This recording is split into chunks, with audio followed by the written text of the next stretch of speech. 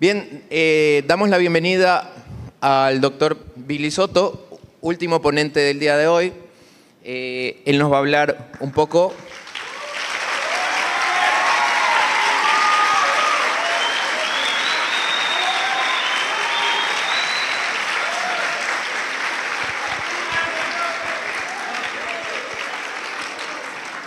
Bien, Billy, bien. Nos va a hablar un poco de su trabajo investigativo de la gráfica precolombina y cómo se adapta un poco a la contemporaneidad. Ha sido un trabajo de años que él viene haciendo y también va un poco ligado con lo que se va a proyectar el día de mañana, que también hace el artista Tito Torres. O sea, es una charla interesante, así que le damos la bienvenida a Billy. Gracias por participar. Gracias por venir en esa condición también. Así que, chicos, muy atentos.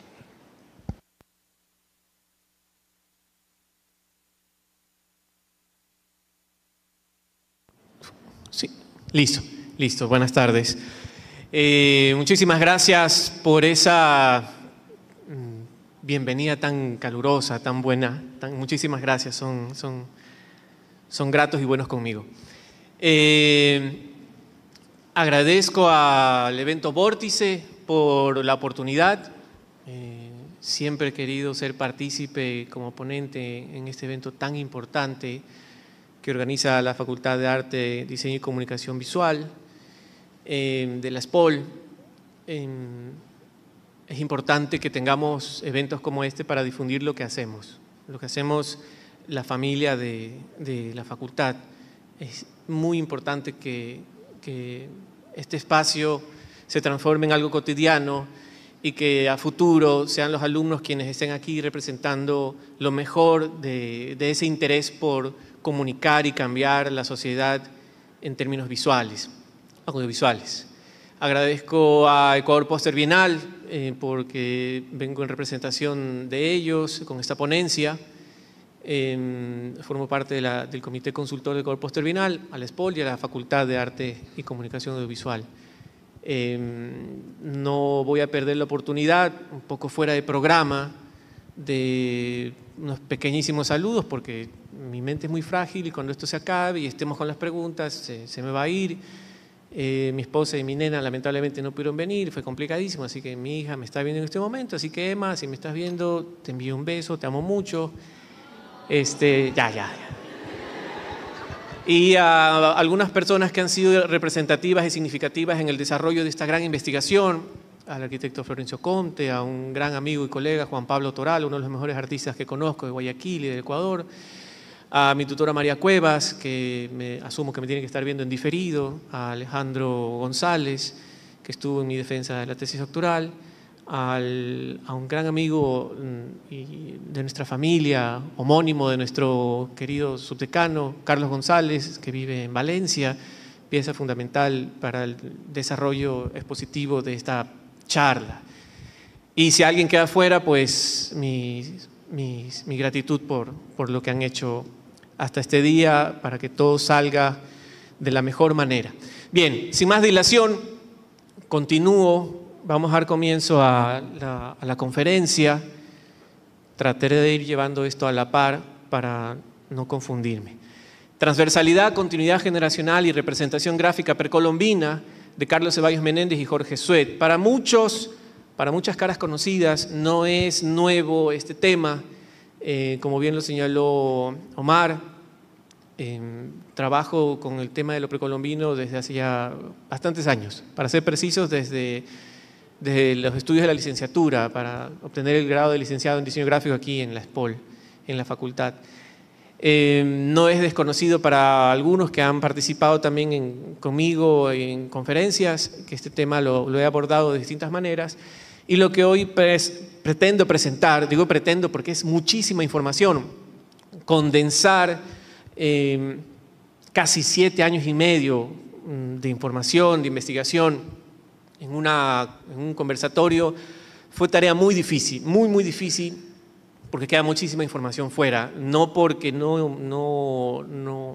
valga para este momento, sino porque las instancias ameritan hacer por partes este conversatorio, así que si se quedan con la pica, pues es un pretexto perfecto para luego abordarlo en otra presentación. Dicho esto, la intención de este conversatorio es comprender cómo pasamos de la visión de este arqueólogo y artista, Carlos Ceballos Menéndez, hasta la visión de uno de los muralistas y artistas más importantes que ha dejado un legado aún vigente en la sociedad, el muralista Jorge Suet. Me gustaría saber de los que están aquí, ¿a quién se les hace familiar estos dos nombres? Sobre todo Jorge Suet. Alce la mano. No se peleen. Muy bien. El día de hoy entraremos a este mundo fascinante en donde la transversalidad es el factor importante, en donde comprenderemos cómo distintas visiones han abordado nuestro legado para poder heredarnos una nueva perspectiva y una nueva forma y metodologías para abordar esto que a ratos se nos hace tan complicado. Cómo abordar, y no entremos en terrenos de lo correcto o lo incorrecto, simplemente cómo abordar la gráfica precolombina, pero sí con criterio. Eso es lo complejo. El criterio, ¿qué te lo da? ¿Cómo generas criterio? Y es lo que pretendo con esta conversación, exponer distintos parámetros, ideas y conclusiones a las que he llegado. Poder entender cómo estos apuntes, ya decía yo, no estoy avanzando, ahora sí, perdonen para los que están de este lado, no es mi intención dar la espalda, pero por las circunstancias, pasar de la visión de Carlos Ceballos Menéndez a la visión de Jorge Suet, y cómo los apuntes generados por Carlos Ceballos Menéndez y sus interpretaciones de los registros realizados en excavaciones arqueológicas de la isla Puná derivaron luego en representaciones modernas de nuestra herencia precolombina que están pues, en este momento aún vigentes, como dije hace un instante, en soportes, en este caso en una gasolinera. Más adelante ahondaré esto de aquí.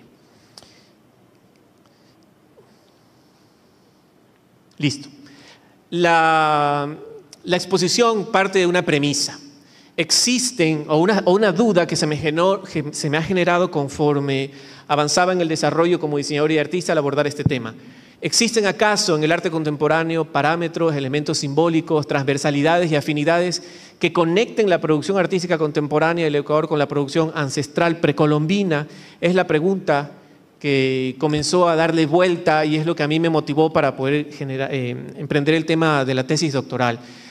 Esta investigación parte de la premisa que los creadores visuales contemporáneos han encontrado, y aquí a veces en clases debato sobre esta palabrita, inspiración, pero al investigar a varios de los referentes y hablar con familiares o con historiadores, el término inspiración da vueltas por todos lados. Han encontrado inspiración en las producciones ancestrales precolombinas y han logrado incorporarlas de manera orgánica y creativa en sus obras, que es lo que más voy a destacar en esta conversación. No es una cuestión emocional, no es una cuestión de tomar lo que ya existe y ponerlo sobre otro soporte.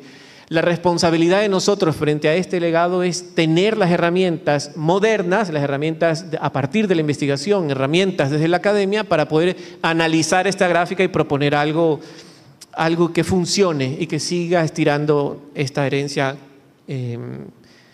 cultural. Para esto se realizaron clasificaciones de formas, se trabajó en el análisis de casos concretos de creadores ecuatorianos y finalmente se propuso una lectura transversal. ¿Sí? Esta es la estructura de la presentación que voy a dar en este momento. Empezamos con la hipótesis de la investigación, preguntas de investigación, luego con arqueología en el Ecuador, pasando por Carlos Ceballos Menéndez, sus apuntes en Puná, los cuadernos de historia y arqueología. En la tercera parte tenemos continuidad ancestral, diálogo entre tradición y modernidad. En la cuarta parte tenemos estructuras y patrones ancestrales y finalmente experiencias previas y motivación. Es inevitable para mí que esto tenga un tinte a una clase, es el mal del docente. Entonces sí sería interesante que durante este conversatorio interrumpan, que hablen, no es un monólogo. A ratos sí, a ratos es hasta jocoso, pero la intención es que puedan interrumpir, puedan comentar y si tienen una duda en ese instante lanzarla para que se enriquezca el diálogo de esta conversación, ¿sí? También es importante para los estudiantes, sobre todo para los que están en la parte de en medio de la malla y los que están cercanos al trabajo de titulación, tomen en cuenta el proceso que se llevó para esta investigación porque es hacia donde ustedes van a apuntar cuando estén en el trabajo integrador. Sigamos. La primera parte, la hipótesis de la investigación, como lo mencioné hace un momento, ¿existen acaso conexiones generacionales? ¿Existen conexiones simbólicas entre nuestro legado ancestral y la creación de los artistas? ¿Ustedes qué opinan? Indistinto si vamos a hablar de algunos artistas que yo voy a poner en consideración en un momento, ¿cuál es su opinión frente a esto? ¿Ustedes creen que podría haber algún tipo de conexión entre nuestro legado ancestral y una posible creación contemporánea a partir de este legado? ¿Qué opinan ustedes? Pongámoslo muy fácil, ¿sí o no? ¿Quién dice sí? Ah, muy bien, miran. No especifique si alzan la mano o dicen sí. Digan sí, a ver si se los escucha. ¿Sí o no? Sí, muy bien. Yo digo que sí. Y es interesante que haya una preponderancia por el sí. Eso es importante porque indica que tienen cierto interés sobre esto. Dentro de las investigaciones, el arqueólogo Ceballos Menéndez, pasando por la obra pictórica de Enrique Tábara, hasta llegar a diseñadores como Peter Musfeldt, que muchos lo conocemos, que en paz descanse, se dibuja una línea transversal, ¿sí? Y es lo que vengo a exponer acá. Surgieron preguntas de investigación como ¿cómo influyeron las investigaciones de Ceballos Menéndez en las generaciones futuras? ¿Qué motivó a los artistas? Sobre todo, ¿qué motiva a una persona? ¿Qué los motivaría a ustedes como diseñadores a tomar nuestro legado y ponerlo en sus trabajos? ¿Para qué? ¿Cuál es el fin? ¿Por qué debería yo tomar nuestro legado ancestral y ponerlo en un diseño mío? ¿Por qué? ¿Qué gano yo con eso? ¿Qué transformamos con eso? ¿Qué técnicas y estrategias utilizaron los diseñadores gráficos? ¿Y qué vínculos y transversalidades existen entre la arqueología, diseño gráfico y la incorporación ancestral? En este contexto, ¿qué ha sucedido en torno a eso? Y encontré cosas muy, muy complejas y llamados de atención. Por ejemplo, Lucía Naranjo en una publicación pone: existe una escasez de registros de documentación de la iconografía presente en la cerámica precolombina, lo que restringe la utilización en el arte contemporáneo y el diseño gráfico. ¿Ustedes sabían que la colección más grande de arte precolombino y de vestigios precolombinos se encuentra en Guayaquil y está en el MAC? Y ahí está, esperando a que nosotros vayamos, entremos, toquemos la puerta e indaguemos. Está ahí, la materia prima está ahí. Y conforme avance en la charla entenderán lo importante de rescatar esto, sobre todo por el trabajo que hizo Ceballos Menéndez. Esta tendencia de mirar hacia un pasado refleja una desesperada búsqueda del diseño gráfico ecuatoriano por encontrar una identidad difícil de describir. Somos un país, como dice mi esposa, multidiverso. Pero dentro de esa multidiversidad, ¿qué nos hace únicos? No me lo estoy preguntando para mí, es para aquí, para el público. ¿Qué nos hace únicos? ¿Se han cuestionado eso? ¿Qué tenemos para cuando vayamos al extranjero poder decir, sí, yo tengo esto y tú no? ¿Qué tenemos? ¿Cómo? Tenemos un pasado, una cultura propia, una gráfica propia. Qué increíble. Bueno, luego entramos en más dudas. Sigamos. Dentro de este mismo corpus de investigación, varios son los proyectos de diseñadores que advierten, advertencia significa que llaman la atención sobre las gráficas ancestrales en procesos y resultados finales, como por ejemplo la anterior línea de Ecuador país de origen, esto de Colores Ecuador, esto de Mamac, esto no sé si lo saquen que es de Peter Musfeldt, y así, de distintos diseñadores como George Moscoso, Pablo Iturralde, Mayra Moncayo, en fin. Siguiendo, vamos con la parte 2. Arqueología en el Ecuador. Y aquí entramos a algo buenísimo. Nombres como Emilio Estrada, Betty Meyers y Clifford Evans generaron un eco importantísimo en la arqueología del Ecuador. Sentaron las bases de lo que hoy es la arqueología. Y dentro de ese camino tan hermoso, y nosotros tenemos una facultad de arqueología, tenemos aquí carrera de arqueología, sería bueno que la visitemos. Tenemos dentro de nuestra querida universidad una de las joyas vivas de la arqueología. Existe un arqueólogo que se suma al nombre de Emilio Estrada, Betty Meyers y Clifford Evans, que es Carlos Ceballos Menéndez. ¿Sí? Carlos Ceballos Menéndez, Puná y el camino y el cambio de paradigma en la arqueología. ¿Por qué se menciona el cambio de paradigma? Carlos Ceballos Menéndez tiene algo que difícilmente lo vamos a encontrar en los libros. Él era artista aparte de arqueólogo. ¿Él qué creó? Él fue uno de los primeros arqueólogos que elevó las gráficas que él hacía, los registros que él hacía, los elevó a categoría de obra de arte. ¿Por qué? Porque él fue el primero en exponer alrededor de 200 registros de los gráficos de la isla Puná en la primera exposición desarrollada por la Sociedad Promotora de Bellas Artes, Aleré Flaman, en 1931. ¿Hace cuántos años, chicos? Calculadora. ¿Hace cuántos años? Vamos. Un murmullo ahí por todos lados. Saquen calculadora, no tengan temor. ¿Cuánto? Muy bien. 94 años. Gracias. Pregunto, ¿conocían de esto? ¿Conocían que Carlos Ceballos Menéndez, nuestro amigo arqueólogo, referente importante de la arqueología, elevó a categoría de obra de arte y de carteles y de afiches los apuntes precolombinos que él hizo de la isla Puná? ¿Hace cuántos años? 94. Pregunto, ¿les parece justo? ¿Les parece justo que haya desconocimiento? Estudiantes, público aquí presente, ¿les parece justo? A mí no. No es justo para nada.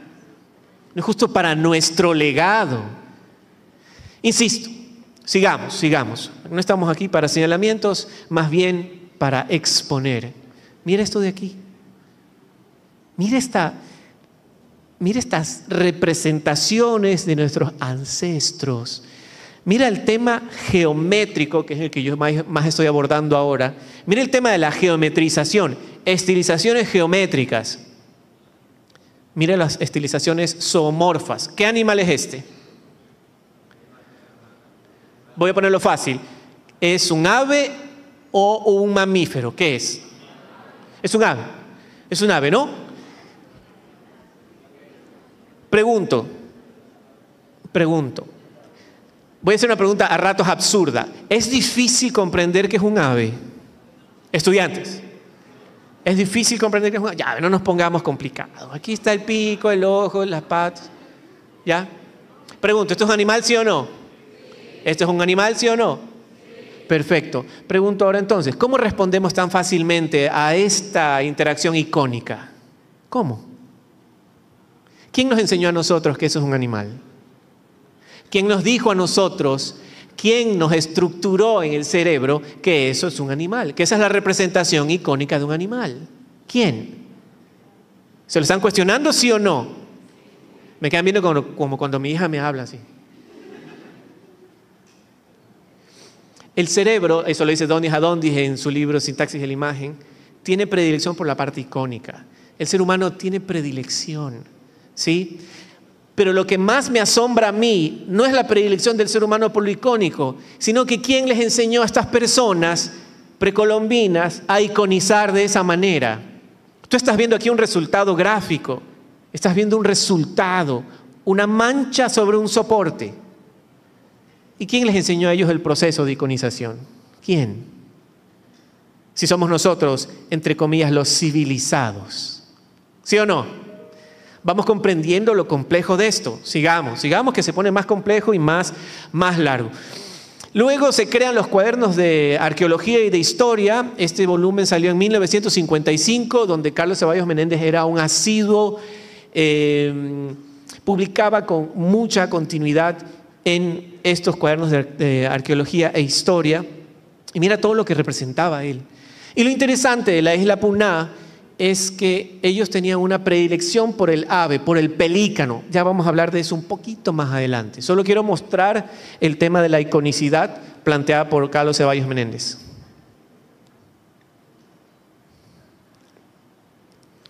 Mira esto. Luego, él propone, dentro de sus publicaciones, propone este libro hermosísimo llamado La Gran Navegación Prehispánica en el Ecuador. ¿Me pueden decir algo sobre la tipografía de ese libro? ¿Me pueden decir algo? ¿Qué más? ¿Qué más? Pregunto, ¿parecen estructuras zoomorfas o geométricas? Zoomorfas, muy bien. Entonces, este señor se tomó la libertad creadora de a su libro ponerle diseño a partir de lo precolombino. Sigamos. Y a esto es a lo que quería llegar. Nuestros antepasados de la isla Puná eran unas personas aguerridas. Por su estrategia geográfica de ubicación, no fueron tan fáciles de dominar. Eran unos excelentes navegantes y se veían representados en la figura del pelícano, ¿sí? Un ave terrestre, marítima y de dominio de la costa. Y nuestros antepasados eran politeístas. Y la mejor forma de honrar a estos dioses, en este caso el dios pelícano, para ellos la mejor forma era graficarlos. Y quiero que notes el tema de la iconicidad aquí. ¿Lo ven? Ahora ya pueden ver mejor que es un pelícano, ¿no? Continúo. 3.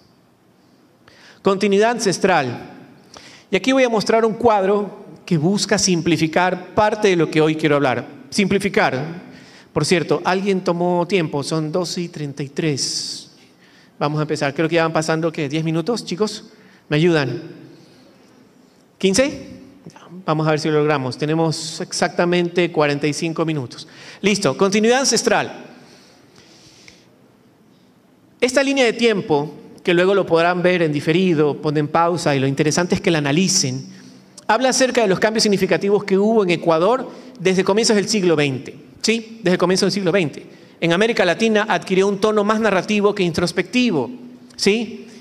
En 1888, el modernismo latinoamericano, siendo un apogeo en 1897, propagándose hasta la segunda década del nuevo siglo, el modernismo ecuatoriano como un movimiento tardío. Las vanguardias llegaron a nosotros un poquito tarde, ¿sí? Alrededor de 1880, principios de 1900, ¿sí? Y esta llegada de las vanguardias se cruzó con un pensamiento que lo desarrollarían exponentes que el día de hoy se transformaron en leyendas en la historia del arte ecuatoriano. Entre 1950 y 1970 aparece la tradición, hay una diferencia entre tradición y modernidad. Aparecen las vanguardias en Latinoamérica, el impacto de las vanguardias. ¿Y por qué se habla del impacto de las vanguardias en esta época? Porque no sé si lo notan aquí, este es un señor del páramo, ¿sí? Esta es una persona del páramo pintada ¿bajo qué estilo? Para los que ya vieron historia del arte, ¿qué estilo es? Es impresionista, es expresionista. No sé si me explico. Cuando yo vi esto y empecé la investigación dije, ¿cómo es posible que se haya representado a alguien nuestro desde una versión expresionista e impresionista, si cuando lo que tenemos en la cabeza son las catedrales de Rouen, los cuadros de Monet? ¿Me explico? Pero esto no. Y ahí es cuando llega, como se menciona un poquito tarde, las vanguardias aquí. Sin embargo, hay dos hechos puntuales que marcan un quiebre muy importante en la historia del Ecuador. El primero es la tradición de la modernidad, la llegada de las vanguardias, y el segundo, la antibienal. Conocemos lo que es una bienal, ¿no? Entendemos lo que es una bienal, un evento que se genera cada 2 años. Y si decimos antibienal, ¿a qué nos estamos refiriendo? Estudiantes, chicos, si decimos antibienal, solo hablen, dime. ¿Cómo? Alguien a lo contrario, lo que está en contra. Y aquí viene un dato anecdótico increíble que pasó en ese evento muy importante y marca un antes y después en la historia del arte ecuatoriano. En la historia del arte ecuatoriano.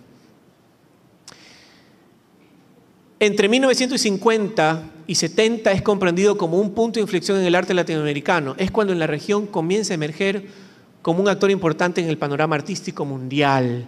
Se gestan las distintas bienales en Sudamérica. Y aparece una bienal importantísima en nuestro país, en Quito. Este cuadro asimismo sí sería interesante que luego lo vean por diferido, le pongan pausa y lo analicen.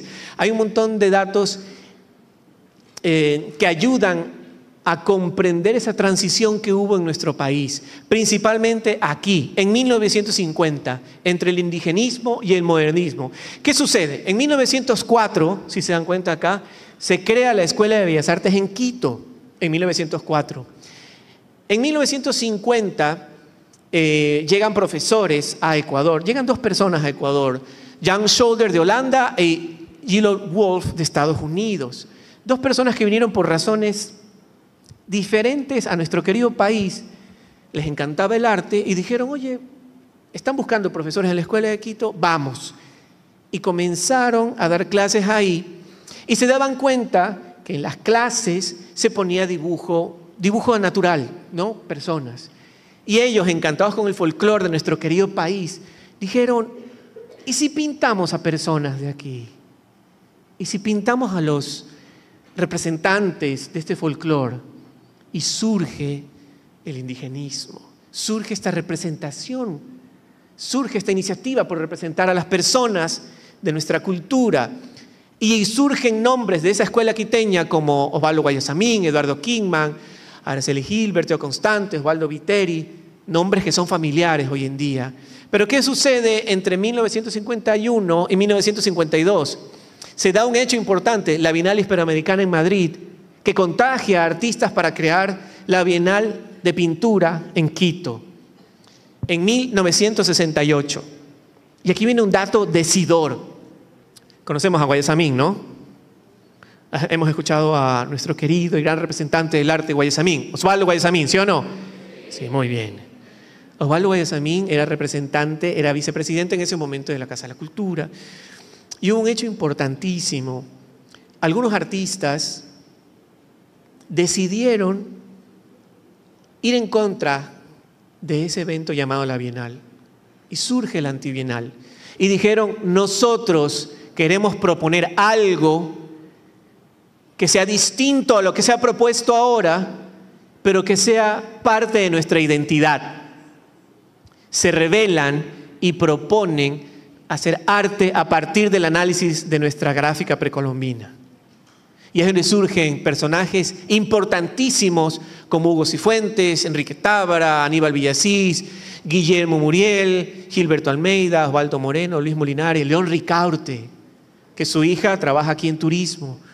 León Ricaurte. Surge un grupo llamado el Grupo VAN. Acá está, Grupo VAN. ¿Alguien lo ha escuchado alguna vez? Significa Vanguardia Artística Nacional. Por cierto, un detalle. Si me ven que he traído un montón de cosas es porque hay algunas referencias que quiero mostrar. Y si me ven que he venido con mi carpeta, es porque al final tengo un presente. Pero este presente solo surge para aquella persona que responda en función de lo que aquí voy a hablar. ¿Qué opinan? ¿Alguien quiere el presente? ¿Quieren ver de qué se trata el presente? Interesados. Les puedo decir que es una obra. ¿Sí? Ay, sí, todo. Ahora sí me quedo, ¿no? En fin, sí es una obra. Creo que es bonito poder incentivar. Y una obra de la serie que estoy trabajando que es online. Entonces tengo aquí un print firmado. Y para a la persona que responde en función de todo lo que voy a hablar hoy y sepa responder la pregunta, para esa persona es. ¿Sí? Listo, continúo. ¿Qué significaba Grupo BAN? Muy bien.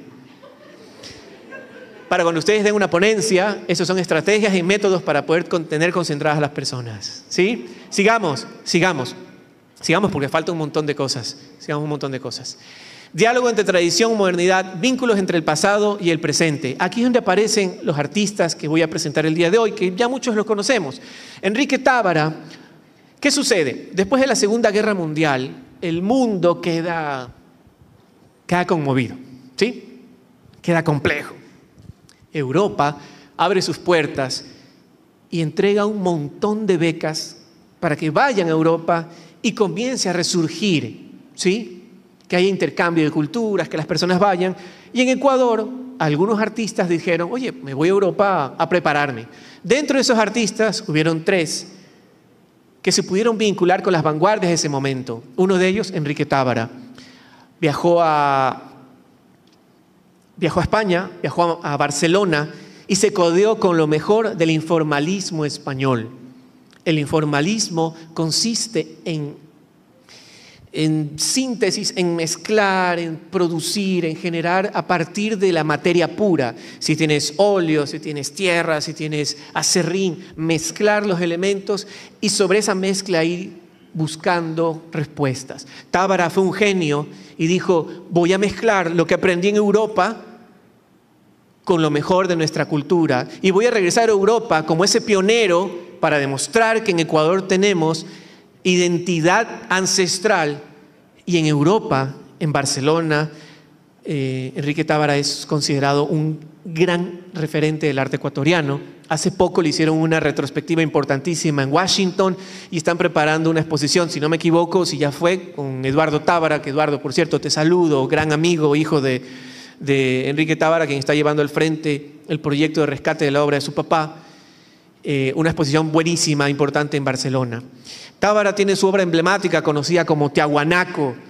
Tiahuanaco es una de sus obras emblemáticas en donde expone lo mejor de lo ancestral. No sé si podamos apagar un ratito nada más la luz para que puedan apreciar los detalles. ¿Se puede, por favor? Solo un momento, quizás las luces de aquí adelante, porque es importante que vean el detalle, no se aprecia.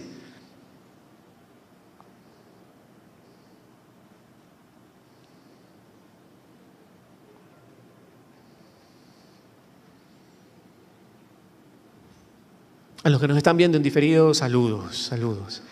¿Qué opinan? ¿Vieron esto? ¿Ven lo que generó en ustedes? Todo el mundo, wow. ¿Sí o no? Pregunta, ¿cómo sigue la conferencia? ¿Estamos bien? ¿Seguimos o ahí? Seguimos, muy bien. Perfecto, ya, vamos, sigamos. La obra no es así, la tuve que editar un poco para que puedan ver el detalle. La obra realmente es así, ¿sí? Hace poco estuvo en Washington y luego viajó a Europa. Luego de Tábara tenemos a un autor que yo tengo un gran aprecio por la obra de Estuardo Maldonado y es uno de los mejores representantes de cómo trabajar desde el punto de vista del diseño el arte precolombino. Estuardo Maldonado tiene una historia interesantísima de cómo llegó a tener cariño con el arte precolombino. Aprovecho para saludar a Humberto Montero, que es quien ha escrito uno de los libros más importantes de Estuardo Maldonado, El Signo, gran amigo que fue figura importante en el desarrollo de esta investigación. Estuardo Maldonado, cuando estaba en la escuela, en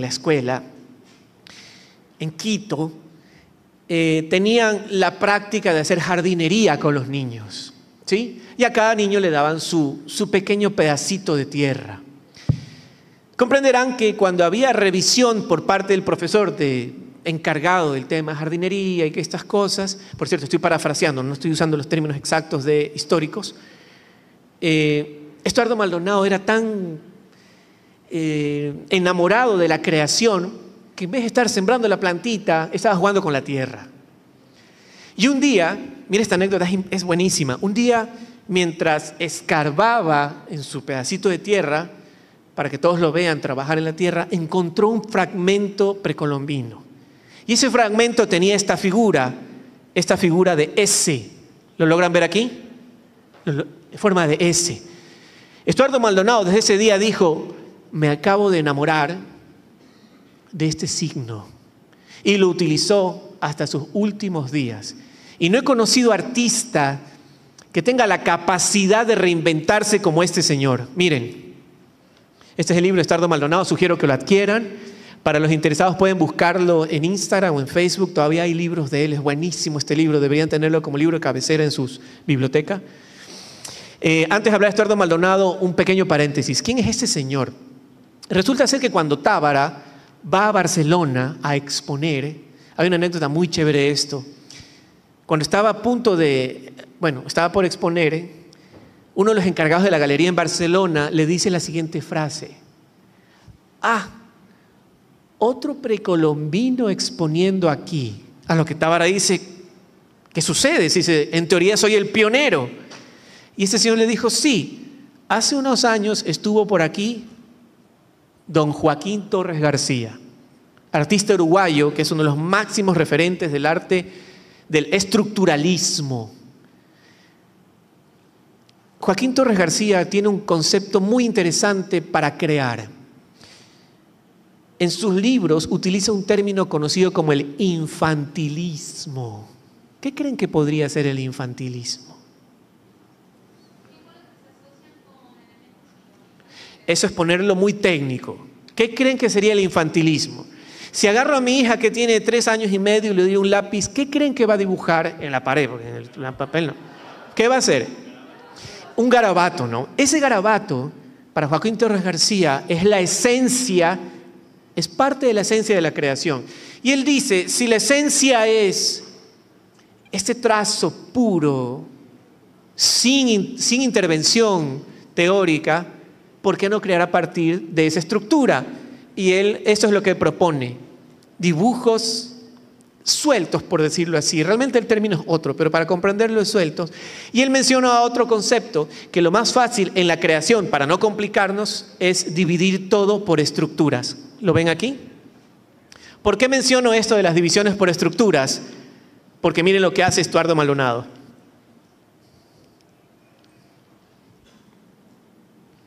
Cuando yo vi esto está en el museo, esto está en la reserva del MAC. La mayoría de las fotos que están aquí las hice como parte de la investigación. Esto está en la reserva del MAC. Es lápiz sobre papel. Cuando lo vi yo dije: esto parece una piedra, parece una textura de piedra. Y es donde viene el tema de imitar la textura, porque eso es lo que nos une. Es parte de la transversalidad, la materialidad de la piedra, de la tierra, de la arcilla. Y aquí está el concepto de Joaquín Torres García. ¿De dónde era Joaquín Torres García? Están atentos, eso es bueno. Muy bien, sigamos. Y Estuardo Maldonado nos sorprende con un sinfín de procesos de reticulación, de estructuración y de representación gráfica. Si ven esta obra, parece que hubiese sido hecha ayer. Mira. Luego experimenta en Italia con el metal, con el óxido, ¿sí?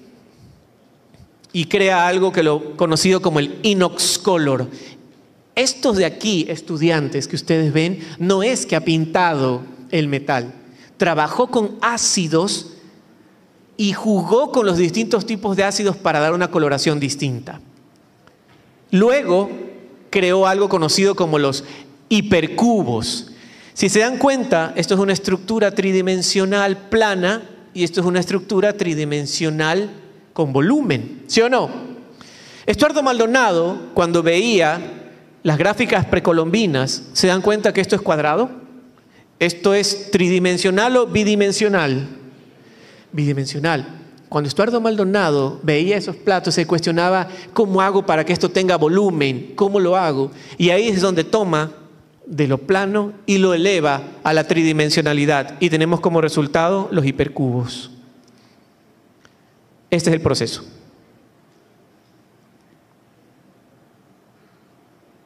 Sigo.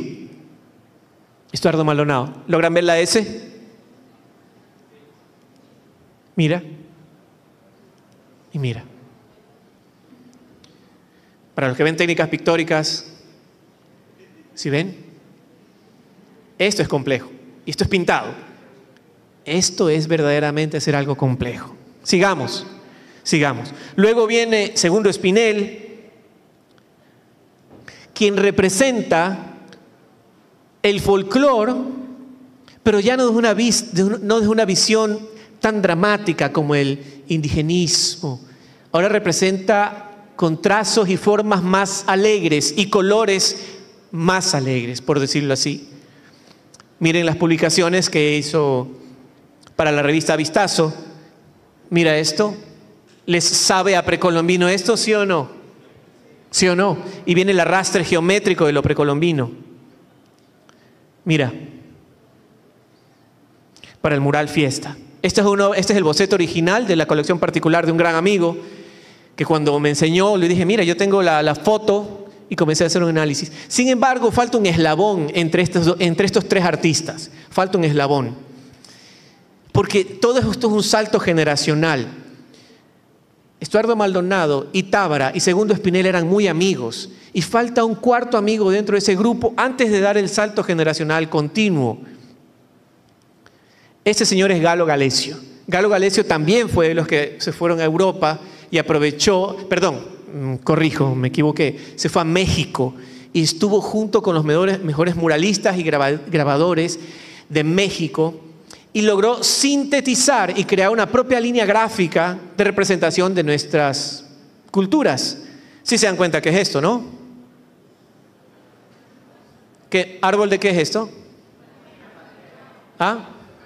Cacao. ¿Esto qué es? Una canoa, un río. ¿Te das cuenta? Es el campo. Pero mira, lo impresionante aquí es la iconicidad que él genera. Ahora, mira esto. Esto es de Galo Galecio. ¿Y esto de quién creen que es? Lo puse hace un segundo. Hace un segundo lo puse. De Segundo Espinel. Aquí está. ¿Por qué pongo esto? ¿Por qué pongo esto? Eran amigos. Entonces, si Galo Galecio tenía esto, mira lo que hizo Segundo Espinel. ¿Les parece que hay una coincidencia ahí? Hay algo ahí. Yo digo, para mí, es criterio que propongo. Esto es hipótesis, esto no es que está en un libro y nada. Yo digo que como eran amigos y salían y tenían talleres y todo lo demás, han de haber dicho, oye, lo que hace Galo funciona. Deja ver cómo rescato algo de ahí. No digo que así sea. Es una interpretación mía por el tema del compañerismo, del trabajo en colectivo con artistas. Sigamos. Jorge Suet, como lo mencioné hace un momento, uno de los más importantes muralistas. Y Jorge Suet es discípulo, bueno, por decirlo así, discípulo, es tallerista o trabajaba junto con Espinel. ¿Sí? Con Espinel. ¿Qué sucede? Que Suet logra sintetizar aún más esta herencia de parte de Tábara, de parte de Estuardo Maldonado, de parte de Espinel, y logra crear sus propias representaciones que luego son implementadas, en este caso, en espacios como gasolineras. ¿Han visto esa gasolinera? Alce la mano el que la ha visto, el que ha pasado por esta gasolinera. Muy bien. La próxima vez que pasen, ya saben, tómense una foto, ríndale culto. Y mírenlo de acá, miren esta publicidad. Recorte de prensa. Sigamos. El antiguo aeropuerto, así era el antiguo aeropuerto. Estaba expuesto afuera. Y aquí viene un dato interesante. Mira, así estaba anteriormente el aeropuerto, hoy el centro de convenciones. Hoy, para los que han entrado al centro de convenciones, ¿han visto el mural internamente? ¿Lo han visto? Está bastante tapado. Hubo una polémica ahí porque este mural ganó un concurso público y en teoría era para ser expuesto, para que las personas lo vean. Y cuando hubo la transformación del centro de convenciones, quedó guardado. El maestro Suet insistió tanto para que quiten el mural y lo pongan en la parte exterior.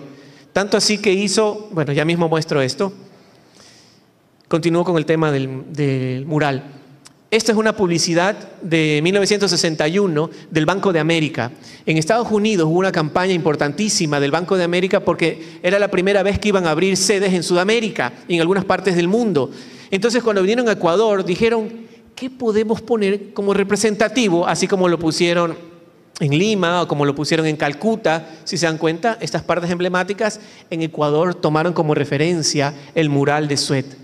O sea, imagínate, a ese nivel, gráficas precolombinas como referencia de lo mejor a representar y proponer en una publicidad del Banco de América. Y este es un boceto digital que hizo el maestro Suet para poner afuera del aeropuerto. Nunca se pudo concretar, lo presento aquí, esto es inédito, que por cierto le envío fuerte abrazo al hijo del maestro Suet, Carlos, también parte importantísima en la recopilación de información. Gran amigo. Estos son los murales del puerto, que son los que más me apasionan, sobre todo por el nivel de iconicidad al que llegó el maestro Suet, complicadísimo de llegar a ese nivel de iconicidad, en donde respeta lo ancestral y propone una estética nueva. Sigamos. Aquí yo hice una separación, ¿se dan cuenta? Mira esto. Finalmente, una de sus obras más emblemáticas, ¿han pasado por el Museo Municipal? ¿Sí? ¿Se han detenido a ver qué significa este mural? ¿Lo han visto? Aquí hay personas que están, este es un pescado, ¿sí ves? Son personas, este es el río, estos son pescadores. Suet siempre pensaba, esto es anecdótico y esto no aparece en ningún libro. A Suet le gustaba mucho pensar en el espacio, en el hombre que va al espacio. ¿Qué hay acá? ¿Qué hay ahí? Es el hombre apuntando hacia el cielo, hacia las estrellas. Mira, luego llega, esa es la llegada a la colonización, ¿sí? Pero no lo representa de una manera conflictiva, sino como una manera de hermandad, ¿sí? Y aquí finalizan donde van todos juntos caminando ¿hacia dónde? ¿Hacia dónde? Hacia una estrella. Es vacancísimo. O sea, el concepto del mural es de unión. ¿Lo habían visto anteriormente así? ¿Habían leído el mural? ¿Se habían detenido a revisarlo? Sigamos que faltan algunas cosas. Y finalmente una tabla, en esta parte de la conferencia, una tabla que busca englobar lo que dije al principio. Son demasiadas referencias, muchos artistas que estoy tratando de encapsular. Tenemos aquí a Tábara, Estuardo Maldonado, Segundo Espinel, Jorge Suet, León Ricaurte, Osvaldo Viteri, que todos tienen este vínculo con las vanguardias de Europa. Luego tenemos a las siguientes generaciones como Mariela García, a quien le mando también un gran saludo, al maestro Hernán Zúñiga, a Natacha Amchenko, Javier Blum, Diego Cuesta, Javier Espinosa. Por cierto, faltan algunas cosas de mostrar. Finalmente tenemos a diseñadores como Olga Fisch, Peter Musfer, Max Benavides, Luis Bolaños y Paula Barragán, que nos muestran su visión de lo precolombino en la contemporaneidad. Y esto es el resultado de mi propuesta de investigación. Nuestros antepasados no hacían algo al azar. Nuestros antepasados comprendían que todo debía regirse a un tema simétrico, de repetición, de estructura. Eran muy estructurados para componer. Generé este estudio personal de las medidas X para que vean que no hay algo al azar, sino que hay números que se repiten, distancias que se repiten y son constantes en cada uno de estos de los gráficos. Finalmente, ¿qué es lo que propongo? Finalmente en esta parte. ¿Qué propongo en esta parte de aquí de la investigación? Una categoría, una suerte de tabla de clasificación morfológica en donde le doy un código, un valor y un método de creación que utilizaron nuestros artistas para lograr lo precolombino en nuestra época. Y este es el resultado gráfico, en donde a cada una de las estrategias propuestas por Tábara, Espinel, Barragán y bueno, los artistas que acabo de mencionar, son muchos, los estructuré en esta tabla que permite al que se quiera subir a este barco analizar lo precolombino, decir, oye, mira, tengo este otro interés, tengo esta tabla, puede que integre este proceso gráfico, este otro proceso, y cada uno tiene su código. A cada uno le asigné un código. Y con esto voy cerrando, que es la parte en donde como artista, como diseñador, como comunicador visual, he abrazado lo precolombino para crear en la contemporaneidad y gracias a Dios con resultados que han permitido salir adelante, que han permitido pues visitar otras instancias y dejar nuestro legado en buenos términos, ¿sí? Empecé en la licenciatura con este libro, este catálogo ilustrado llamado Gráfica de sellos precolombinos, patrones del ayer para soluciones visuales contemporáneas. Lo trabajé con un gran amigo y referente, Franklin Macías, a quien le envío un gran saludo, que nos va a estar viendo por YouTube o nos ven por diferido. Para los estudiantes, muestro esto para que vean que desde la licenciatura ya nació esta idea que desembocó en un doctorado y una siguiente investigación. Esta primera interrogante sobre cómo abordar me permitió generar todo este cúmulo de patrones, procesos, gráficos que luego podrían ser reinterpretados o utilizados para crear. Luego en la maestría, que con un poco más de criterio, con un poco más de concepto, pues confronté este análisis con teorías que me permitieron desarrollar nuevos resultados visuales como estos, ¿sí? Patrones, principalmente patrones que responden y que tienen este sabor ancestral, ¿sí o no? ¿Lo tiene o no lo tiene? Tú ves esos y dices, oye, va por un lado precolombino, y sumado a métodos de geometría y simetría, traslación, rotación, fragmentación, son 17 movimientos de creación gráfica, permiten generar distintos gráficos. Finalmente, he dicho como 5 veces finalmente, todavía no, ¿sí? Resultado de las primeras investigaciones está el primer libro, Identidad Única, en donde abordo lo precolombino desde criterios del diseño gráfico. Esto me permite generar propuestas ya como artista y como diseñador que se transforman en objetos de escultura. ¿Alguno de ustedes ha ido a al primer piso del edificio principal de la facultad? ¿Han visto esta obra? Ya la voy a enseñar. Esto me permitió participar y representar a Ecuador 3 veces en la Bienal Iberoamericana del Diseño, en 2016, 2018 y 2022.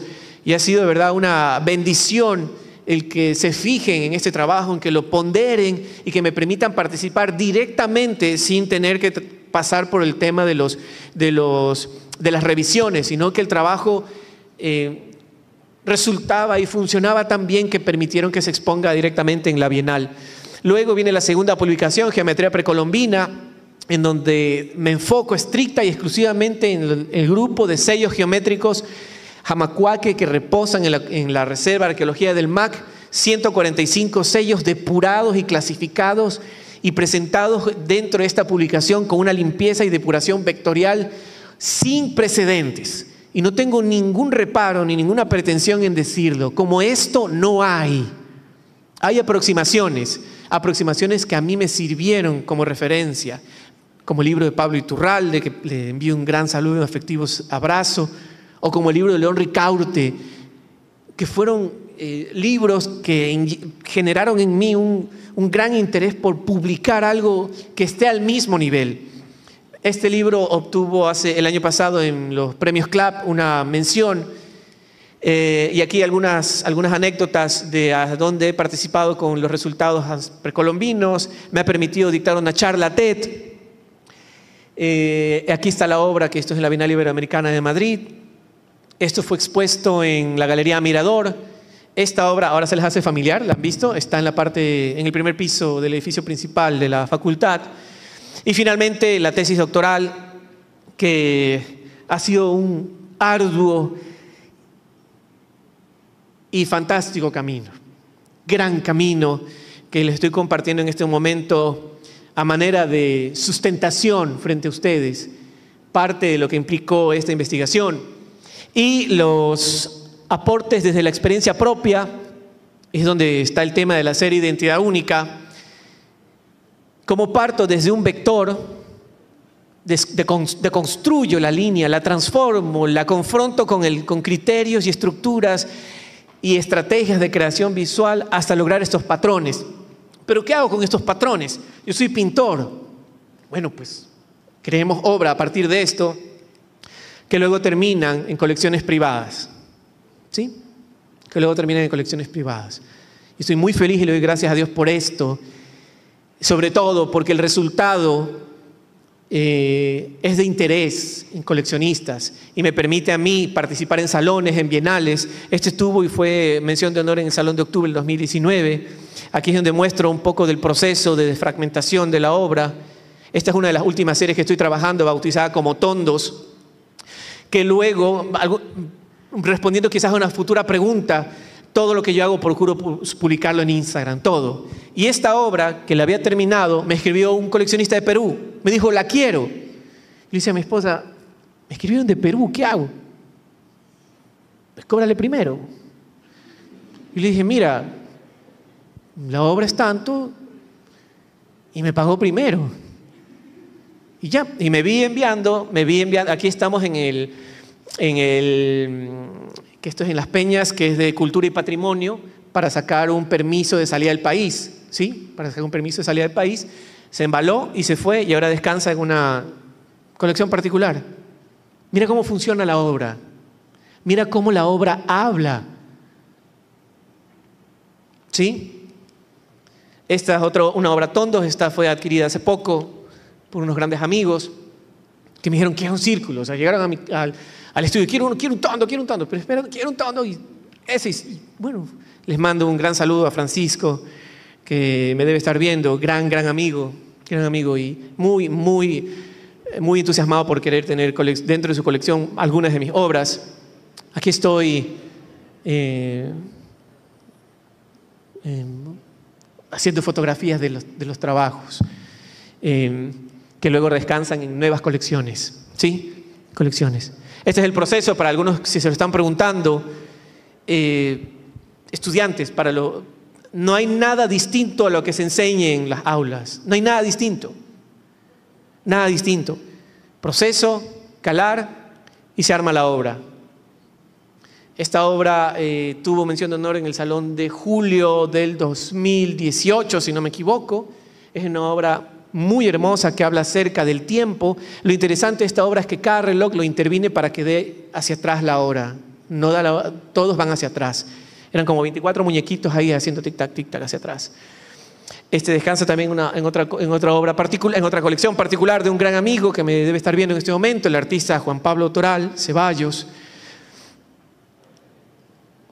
Y una de las últimas obras que estuvo en el Salón de Julio del 2023. Y lo interesante de esta obra es que funciona en conjunto como unitaria. ¿Sí? El día de la inauguración, ¿sí? El día de la inauguración estaba puesta la obra. Y cuando estaban dando los premios y todo lo demás, yo vine y tomé la obra y les dije, oye, pero la obra muta, la obra cambia, la obra es cíclica, como lo de nuestros antepasados. Y dije, la muevo. Y vinieron los 3 jurados y se me acercaron y me vieron con cara de, le digo, lee el statement. Pues en el statement decía que la obra muta. Ay, qué bien, fantástico todo. Sí, perfecto, porque habla lo precolombino, lo ancestral, cambia, bla, bla, bla. Y la obra cambió, generó mucho impacto, fue muy bueno. Esta es una de las intervenciones en el Plaza Guayarte. No sé si alguno la ha visto. ¿Han visto? ¿Sí? Bueno, ya saben, si toman fotos para la próxima.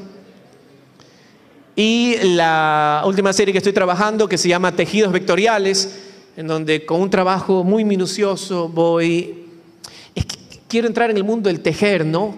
Pero soy pintor, entonces voy mezclando las cosas. Los soles precolombinos, en honor a nuestro querido amigo Peter Musfet. Estos son los soles de Soto. Finalmente, las conclusiones. A lo largo de esta investigación se han planteado y respondido preguntas en donde se demuestra que la transversalidad existe.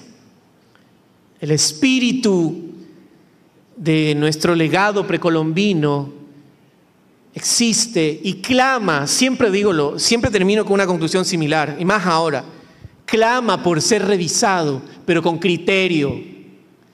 Somos un país que tú vas a la playa, metes la mano en la arena y sale un vestigio. Somos un país con una herencia enorme,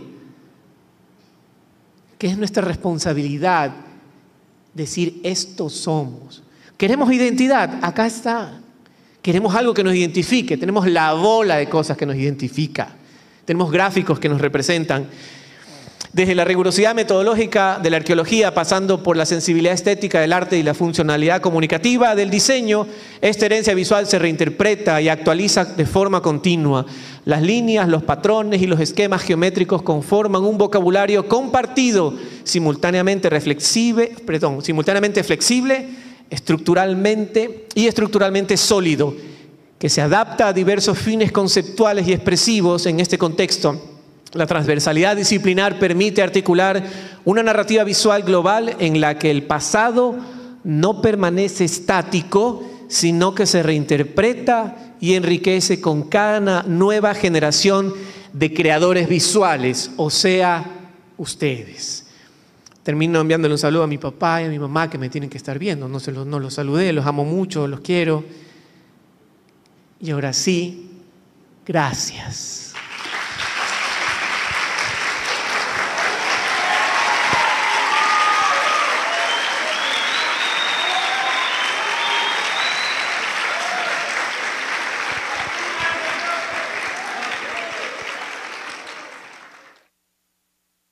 En este momento viene una parte importantísima de toda conferencia. La conferencia se vivifica en tanto el valor de los cuestionamientos posteriores a la conferencia.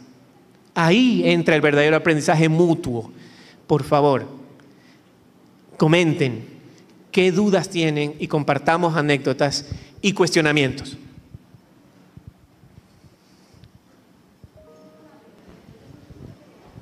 Hola. Bueno, primero que nada, una gran admiración a su trabajo. Me encanta siempre escuchar sus charlas y cuando menciona el tema todo de lo precolombino. Bueno, yo tengo la duda, es de cómo usted ha ido encontrando a todos estos representantes. ¿Cómo encontró ese libro donde grafica los 200 dibujos del arqueólogo?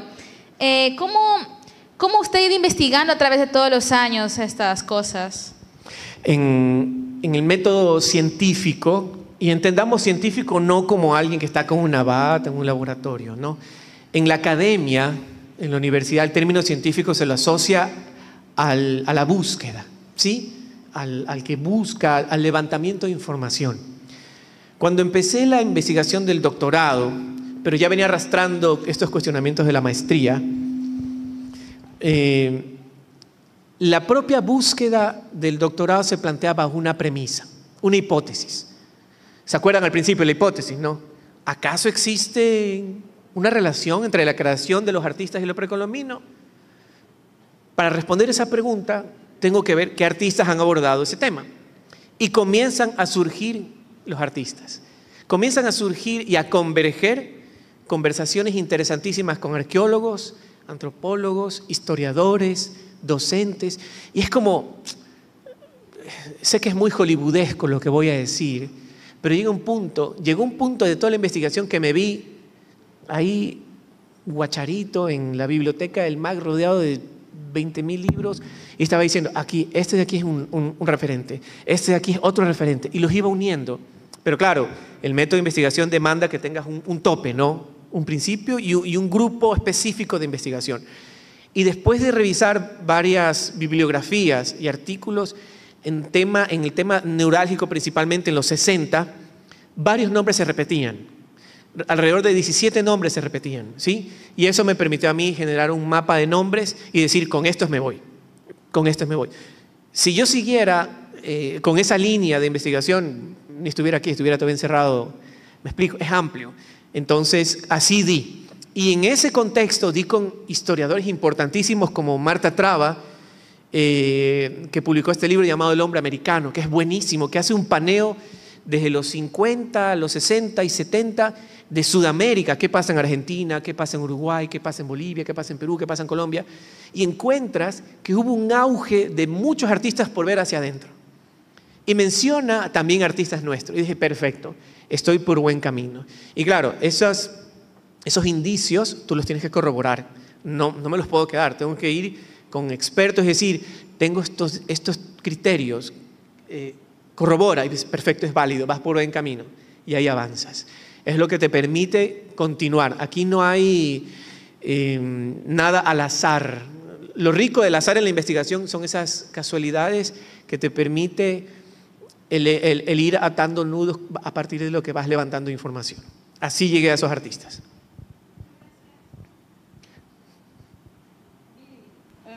Billy, primero felicitarte. Gracias. Felicitarte por la evolución. Les voy a contar una anécdota. Billy fue estudiante mío en emprendimiento. Sí. Y Billy presentó como su proyecto de emprendimiento unos zapatos con diseños precolombinos. Así es. Ese fue su negocio. Y le salió súper bien. Pero he visto todo el trabajo, chicos. Billy lleva en esto 15, 20 años. Sí. Aproximadamente. Es decir, hay mucho trabajo que está acá. He visto tu proceso, pero también he visto que hay un momento en que tu proceso creativo ha cambiado. ¿Cuál es ese nudo, como tú lo dices, o ese hito que hace que cambie este proceso aquí? ¿Tu maestría, tu doctorado? ¿Qué ha pasado exactamente en ese proceso? Muchas gracias. Qué linda anécdota. El proyecto se llamaba Pintados a Mano. Me acuerdo tanto. Era hermoso, hermosísimo. No me acordaba el nombre. Sí, Pintados a Mano. Era muy, muy lindo. Y lo responderé con otra anécdota. Y lo más probable es que les pase a ustedes. Me acuerdo que cuando estaba esa transición de maestría al doctorado, me vi muy frustrado porque, insisto, soy pintor. Y llegó un punto en donde lo que menos hacía era pintar. Y me quejaba con mi tutora. Y le dije, bueno, María, si me estás viendo, no es que me quejaba, o sea, en un sentido figurado, ¿no? Le decía, María, se llama María Cuevas. Le dije, María, me siento mal, porque lo que menos hago ahora es pintar. Y me dijo con una sabiduría extrema, una mujer muy sabia, me dijo, no es que tú has dejado de pintar, estás ahora en un punto donde vas a empezar a pintar de otra manera. Cuando me dijo eso, comencé a ver el Illustrator de otra manera. Dije, es verdad, o sea, cuánta razón en esa frase tan importante que a mí me ha marcado mucho. Y mi principal proceso gráfico empieza con un papel, no lo descarto, siempre es papel. Hago el apunte, pero ahí doy el salto directamente al software. Illustrator, Photoshop es para mí canasta básica. Pan, huevos, Illustrator y Photoshop. Mucho Illustrator y Photoshop, ¿no? Pero es canasta básica y no prescindo de eso. Y ese salto, esa transición digital, más los referentes, a mí me cambió, me explico, y me llevó a un punto muy obsesivo, más por la parte pura, limpia, geométrica y demás. Y de cómo eso llevarlo a objetos utilitarios adquiribles. En diseño hay algo que se llama objeto de deseo, ¿no? Que tú ves eso y dices, lo necesito. Por algo, pero lo necesito. Como a mi hermano que le encantan los Hot Wheels, o aquel que le gusta algo en relojes o algo específico, o aquel que le gusta un libro. Sucede lo mismo con el diseño, ¿me explico? Es así. Entonces es buscar crear eso. Muchas gracias por tan linda anécdota. ¿Más preguntas? Kenneth. Profesor, antes de nada, me siento muy orgulloso de haber sido estudiante. Deja que te pasen el micrófono. El problema es que para cuando salga en el video, te tienen que escuchar, sí, para que te escuchen en el video. Deja que pregunte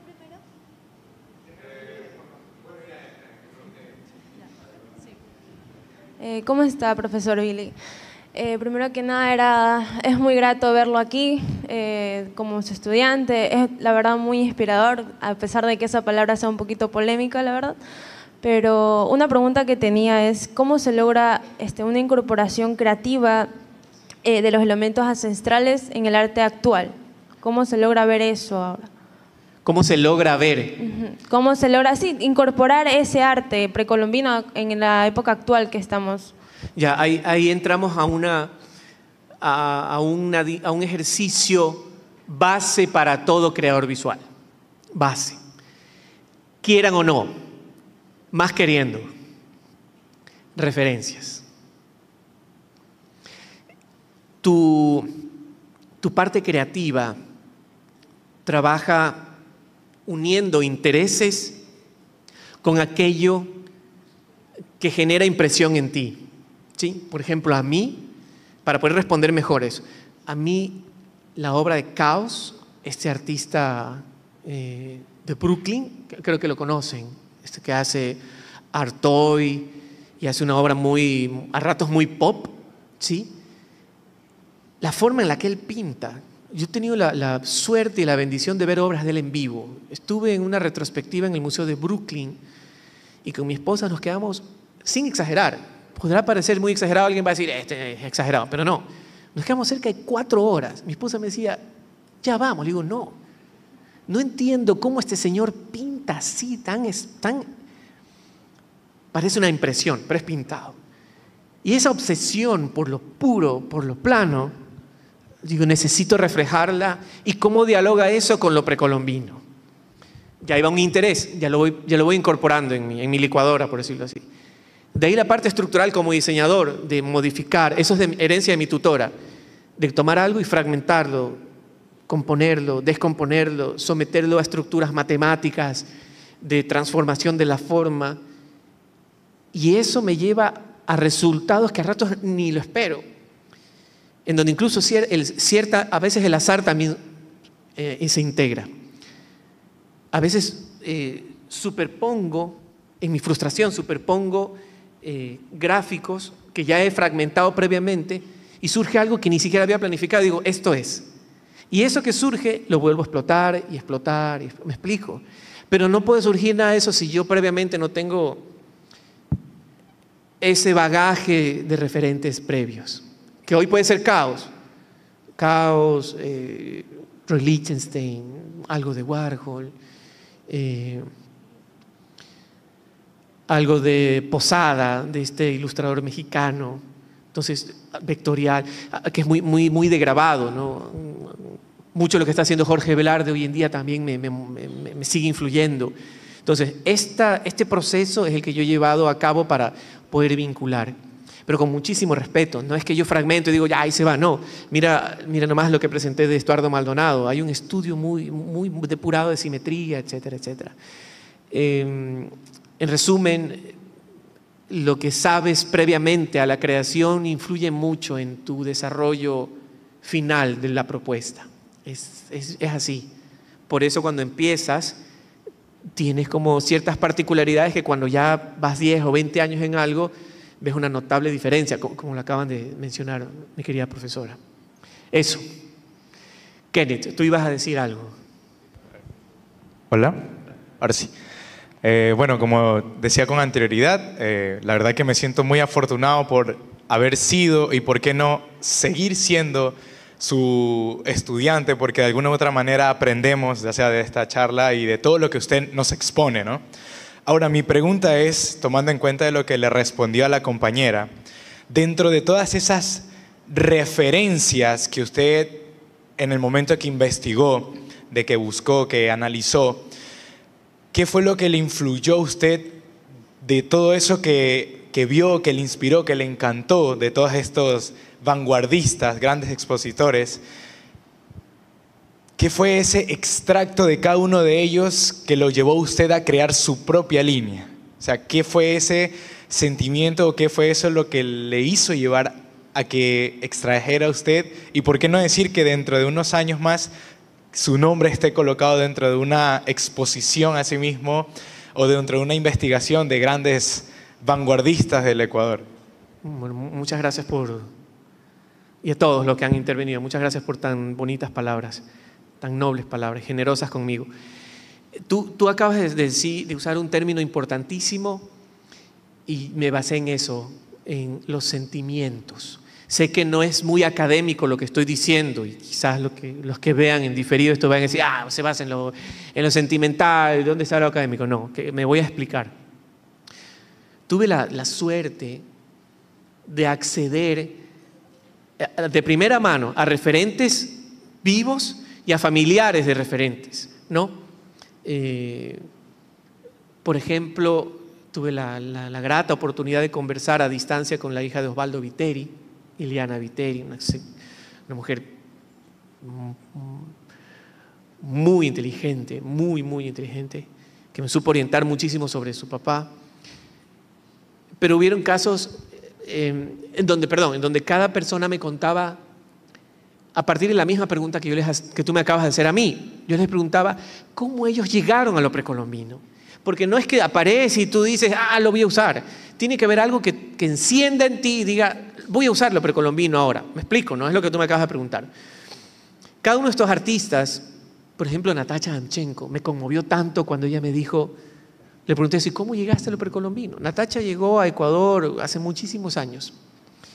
Y ella viene del estructuralismo ruso, del constructivismo, la cuestión rígida, lo geométrico, hermoso el trabajo. Ella trabajó muy de cerca con Araceli Gilbert y que Araceli un día le dice, acompáñame porque necesito que me ayudes a trabajar en una reproducción de algo que voy a exponer. Y Araceli le había dicho, quiero que me ayudes reproduciendo estos gráficos de sellos. Y fue la primera vez que vio los sellos. Y cuando ella narró ese encuentro con los sellos, su vista, y aquí estoy siendo atrevido, nunca se lo comenté esto a Natacha, quizás me vea, me escuche, y no sé si me diga algo, pero su vista cambió. Y ella dijo, cuando vi los sellos, era haber visto algo que nunca había visto en mi vida. Y me enamoré de esa estructura del pasado de aquí, ¿no? El pasado aquí. Y yo estaba viendo así, grabándola, ¿no? Tomando fotos para tratar de capturar ese momento.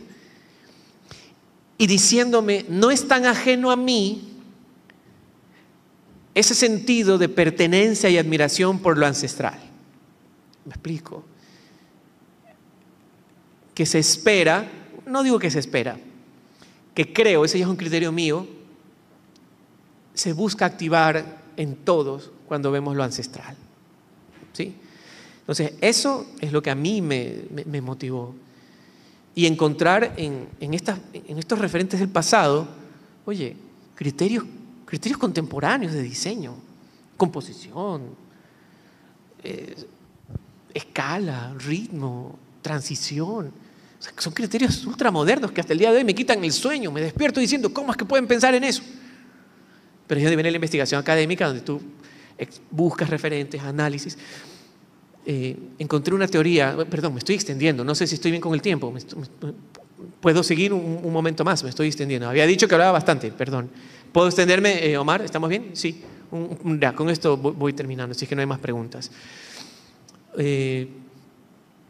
Dentro de las literaturas que buscaba, encontré un criterio que me cambió radicalmente la teoría que yo tenía antes sobre la forma en la que el ser humano registra y entiende lo que ve.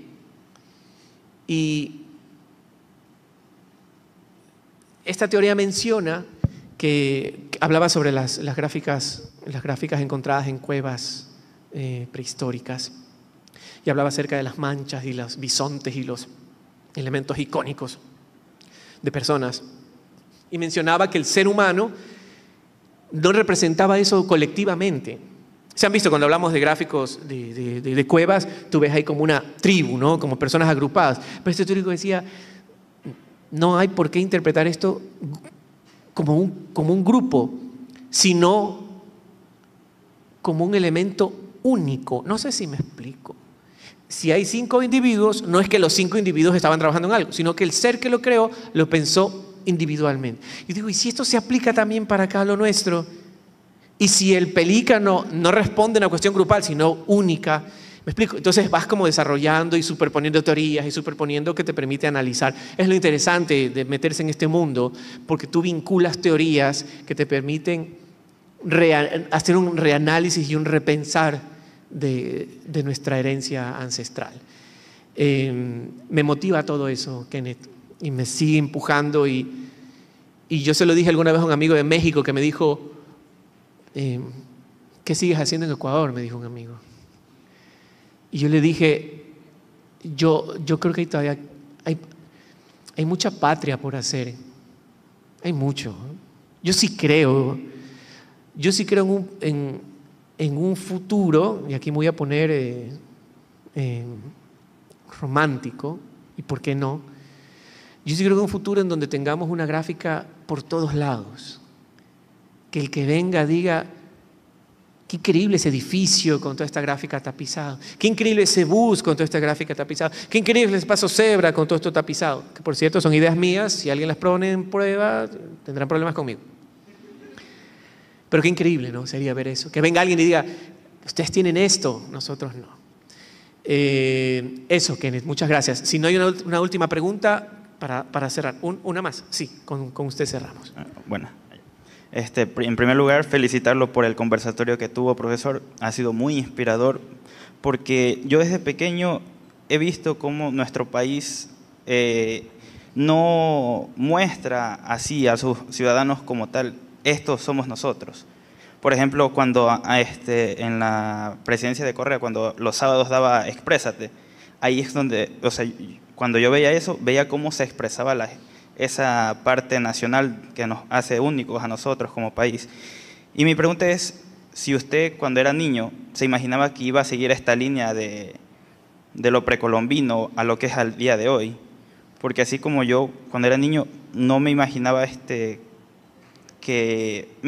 que nuestro país no, o sea, la gente como tal no, ¿cuál es la palabra? No valora como tal nuestra cultura. Sí, mira, gracias por tus nobles palabras. Yo creo que responde también a un ejercicio de cómo estamos como sociedad, ¿no?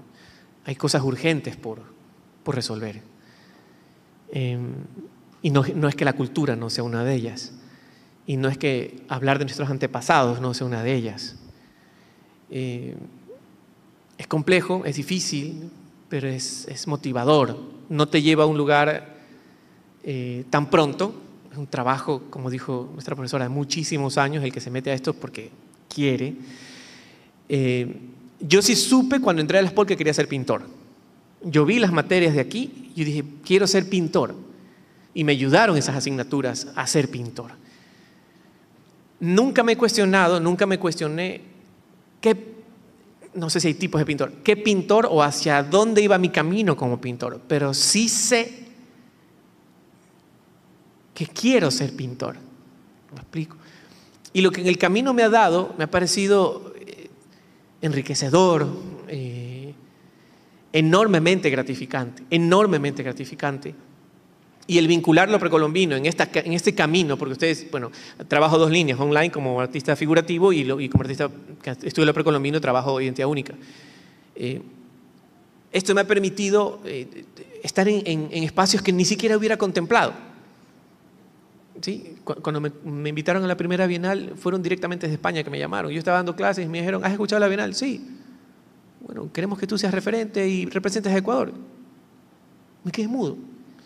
Y tan mudo me quedé, asustado, porque yo veía la Bienal como algo lejísimo, como algo, ¿me explico?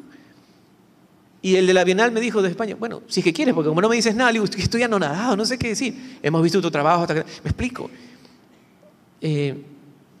No sé qué más va a deparar, sé que el camino es emocionante, no me cuestioné qué tipo de pintor quería ser, me alegra lo que estoy consiguiendo, poco o mucho. No lo veo en esa categoría, pero me alegra y sí espero que a futuro esto haga eco y que nos permita decirle a todos, tenemos referentes en el arte contemporáneo que utilizan nuestra gráfica precolombina para sacar adelante nuestro país, que tanto lo necesita. Muchísimas gracias por todos. Fuera de cámara hago el sorteo. Gracias.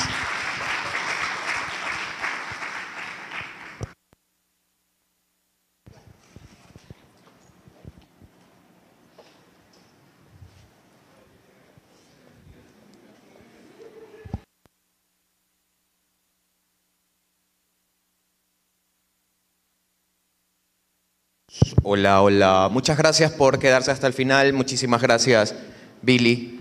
Excelente, ¿no? El trabajo de investigación de toda una vida, de toda una carrera. ¿sí? Maravilloso. Con esto terminamos las exposiciones del día de hoy. No olviden que mañana tenemos muchas más nuevas intervenciones. Así que, chicos, los esperamos el día de mañana.